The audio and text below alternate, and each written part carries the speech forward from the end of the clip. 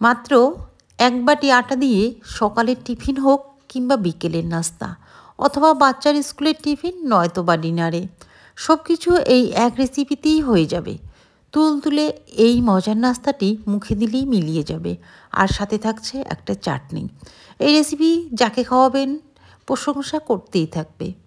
তাহলে দেরি না করে ঝটপট দেখে নেই। 1 বাটি আটা নিয়ে নিলাম। এটা সাদা প্যাকেটের আটা, আপনারা চাইলে কিন্তু লাল আটা দিয়েও করতে পারেন। আটাটা চেলে নিচ্ছি। আটাটা আমার চালা হয়ে গেল। এখানে আমি স্বাদ মতো লবণ দিয়ে দিলাম, 1/2 চা চামচ, আর দিয়ে দেব 2 চা চামচ চিনি। এবার ভালো করে মিক্সড করে নিতে হবে লবণ, চিনি আর আটা। আটার বদলে ময়দা দিয়েও করতে পারেন। আমি যে বাটিতে আটা নিয়েছি সেই বাটিরই কিন্তু জল নিয়েছি সমান করে। যতটা আটা দেবেন ঠিক ততটাই কিন্তু জল দিতে হবে। জল একবারে দেবেন না, আস্তে আস্তে করে দেবেন। আস্তে আস্তে করে দিয়ে এভাবে ফেটিয়ে নিতে হবে। দেখবেন সুন্দর একটা ব্যাটার তৈরি হবে। আমি কিন্তু 1 বাটি জল সম্পূর্ণই দিয়েছি। এবার সুন্দর কিন্তু একটা ব্যাটার তৈরি হয়েছে। ঘনত্বটা দেখে বুঝে নেবেন। উপরে উঠালে আবার নিচে নামলে একটু মিলিয়ে যাবে একটু পরে। দেখে বুঝতে পারছেন ব্যাটারের ঘনত্বটা। একটা সাইডে রেখে এখানে আমি একটা টমেটো নিয়েছি আর 2টো শুকনো লঙ্কা। এটা আগুনে পুড়িয়ে নেব।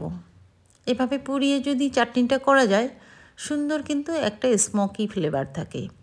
শুকনো লঙ্কাটা কিন্তু তাড়াতাড়ি পোড়া হয়ে যায়, তাই একটু নামিয়ে রেখে টমেটোটা পুড়িয়ে নিলাম। এবার টমেটোর গায়ের যে উপরে খোসাটা আছে সেটা কিন্তু ছাড়িয়ে নিতে হবে। সুন্দরভাবে কিন্তু এটা আমি ছাড়িয়ে নিলাম। এবার ছোট ছোট পিস করে মিক্সিতে পেস্ট করে নেব। ডাইরেক্ট কিন্তু করতে পারেন, তবে এভাবে পুড়িয়ে যদি করেন সুন্দর একটা ফ্লেভার থাকে, খেতে কিন্তু খুব ভালো লাগে।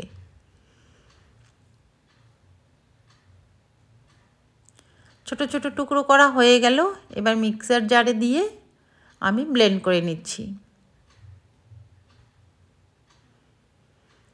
সঙ্গে লঙ্কা দিয়ে দিলাম, আর দিয়ে দেব স্বাদ মতো লবণ আর চিনি। স্বাদ মতো লবণ দিয়ে দিলাম, আর 1 চা চামচ চিনিও দিয়ে দেব। এতে টক আর মিষ্টি ব্যালেন্সটা হয়ে যাবে। খুব একটা বেশি চিনি দেব না, 1 চামচ দিলেই এখানে হয়ে যাবে। এবার গ্যাসের ওভেনে একটা প্যান বসিয়ে দিয়ে 1 চা চামচ সাদা তেল দিয়ে দিলাম। এখানে কালো জিরে ফোড়ন দিয়ে দেব, আর দিয়ে দেব কারি পাতা। এই চাটনিতে অবশ্যই কারি পাতা দেবেন, দেখবেন খুব সুন্দর টেস্ট আসবে, আর ফ্লেভারটাও কিন্তু খুব সুন্দর হবে। কারি পাতা অবশ্যই দেবেন।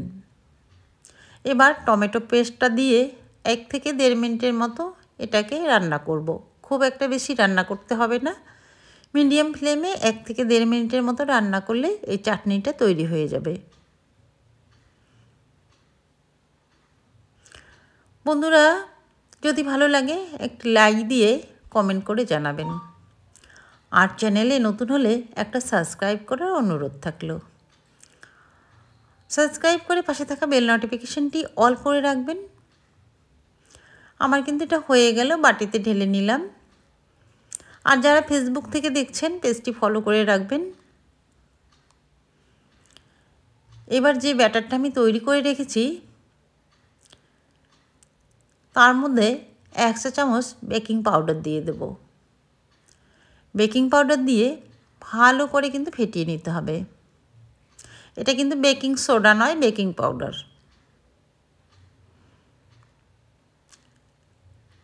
ভালো করে কিন্তু আমি ফেটিয়ে নিলাম। তারপর গ্যাসের ওভেনে একটা তাওয়া বসিয়ে দিয়েছি। তাওয়ার মধ্যে প্রথমে একটু সাদা তেল ব্রাশ করে দেব, তারপরে কিন্তু না দিলেও হবে। তাওয়াটা আমার হিট হয়ে গেছে। এবার 1 হাতা করে এখানে ব্যাটার দিয়ে দেব। ব্যাটারটা কিন্তু ছড়িয়ে দিতে হবে না, শুধু নিজে থেকে যতটা ছড়াবে ততটাই থেকে যাবে। তারপরে দেখবেন কিছু বাবুল ক্রিয়েট হবে। আস্তে আস্তে কিন্তু ফুটো ফুটো হয়ে যাবে। এটা কিন্তু ফ্লেমটা মিডিয়ামেই রাখতে হবে। আস্তে আস্তে দেখবেন খুব সুন্দর ছিদ্র ছিদ্র হয়ে আসছে আপনা থেকেই। সম্পূর্ণ যখন ছিদ্র ছিদ্র হয়ে যাবে উপর থেকে দেখতেই পাচ্ছেন কীরকম একদম ফুটো ফুটো হয়ে যাচ্ছে মৌচাকের মতো। উপরে আর সাদা ভাবটা নেই। এবার এটাকে নামিয়ে নেব।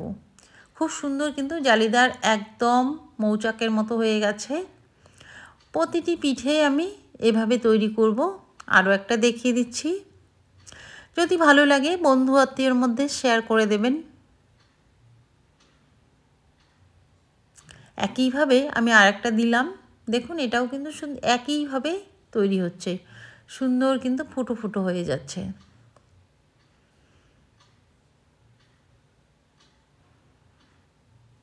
আমার সবগুলো তৈরি হয়ে গেল। আমার কিন্তু 10টা পিঠে তৈরি হয়ে গেছে। এটা কিন্তু মাংসর সঙ্গেও সার্ভ করতে পারবেন। আমি চাটনি মাংস দুটোর সঙ্গেই সার্ভ করছি, যার যেটা ভালো লাগে। কেউ যদি নিরামিষ হয়ে থাকে চাটনি দিয়েই খেতে পারবেন। দেখে বুঝতে পারছেন ভিতরে কতটা সফট, জালিদার, একদম নরম তুলতুলে। একবার কাউকে খাওয়ালে প্রশংসা করতে বাধ্য হবে। আজ এ পর্যন্তই। দেখাবো অন্য আরেকটি নতুন রেসিপিতে। ভালো থাকবেন। ধন্যবাদ।